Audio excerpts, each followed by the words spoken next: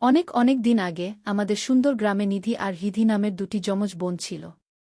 তারা দেখতে একদম একরকম ছিল, যেন আয়নার দুই প্রতিচ্ছবি। কিন্তু তাদের খেলার ধরন ছিল আলাদা। নিধি ভালোবাসত ছবি আঁকতে আর বই পড়তে।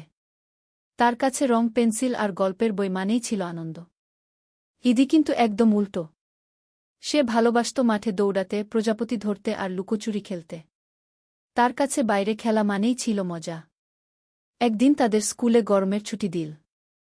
নিধি ভাবছিল, ইস, যদি একটা নতুন গল্পের বই পেতাম, আর হৃধি ভাবছিল, আহ, যদি একটা নতুন বল দিয়ে খেলতে পারতাম।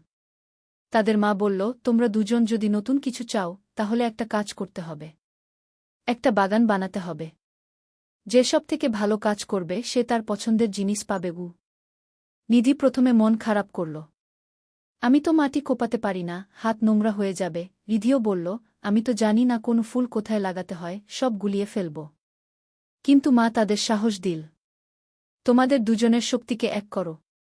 নিধি, তুমি ছবি আঁকতে ভালোবাসো, তুমি ছবির মতো করে সাজিয়ে নাও কোন ফুল কোথায় বসবে।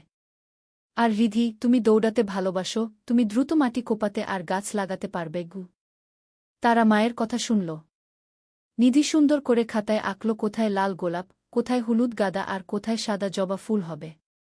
হৃধি তার ছোট্ট হাত দিয়ে মাটি কোপাল, নিধির আঁকা ছবি দেখে দেখে সাবধানে চারাগাছগুলো লাগাল। নিধি জল দিল, আর হৃধি রোজ ছোট ছোট পাথরের বেড়া দিল যাতে ছাগল এসে গাছ না খায়। কয়েকদিন পর তাদের ছোট্ট বাগানটা ফুলে ফুলে ভরে উঠল। রংবেরঙের প্রজাপতিরা উড়ে বেড়াতে লাগল। তাদের মা খুব খুশি হলেন।